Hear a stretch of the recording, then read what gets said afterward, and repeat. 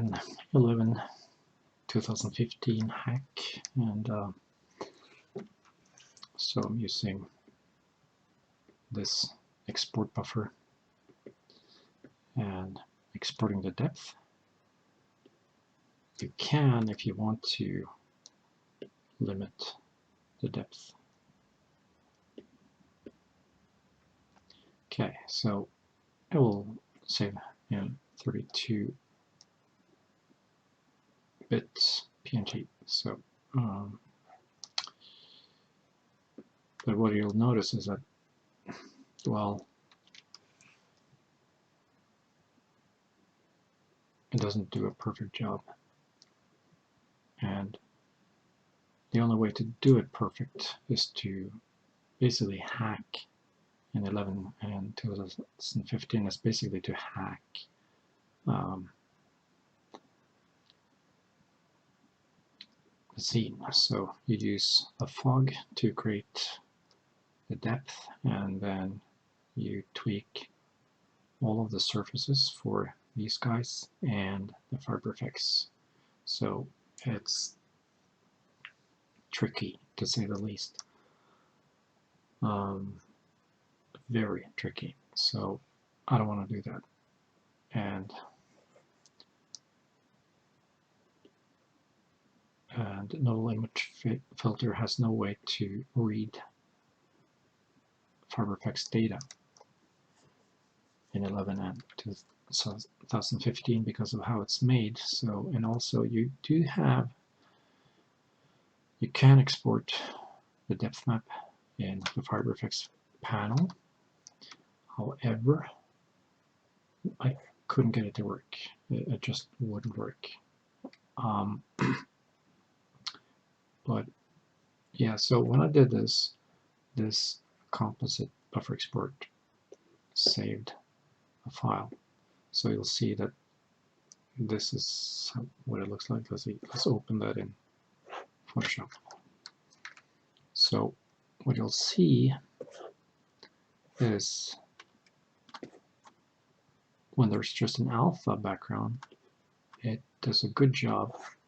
But when it's not, like here, I have a object, 3D object in the background, it gets into trouble. And also these other surfaces get into trouble.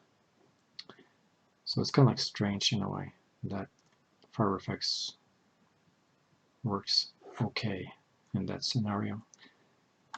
But to make it consistent, make sure you add an object in the background, so you get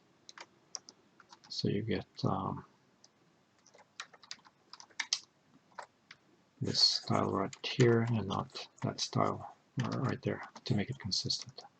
So, but yeah, we do have the jagged edge problem, but what we can do is we can hack it. Another hack.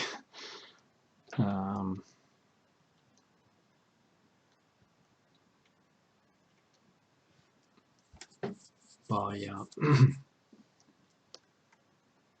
upping the resolution. So now it's rendering 4K.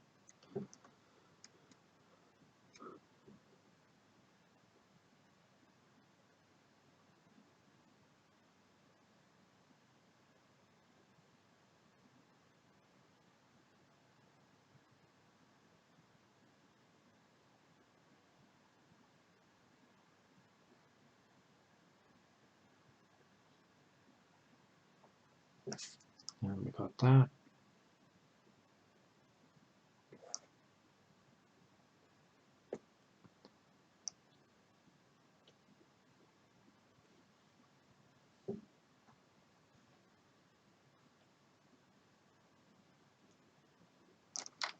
Now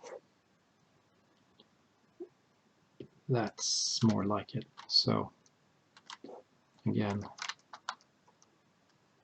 it's all nice here, but that's going to disappear once we add a background. So unfortunately, it doesn't render like this. But you'll end up with this result. So, but that's pretty much fine when you scale that down. So in this case, scale it down to HD. If you're working in HD mode, this should work pretty good. So yeah, that's the hack.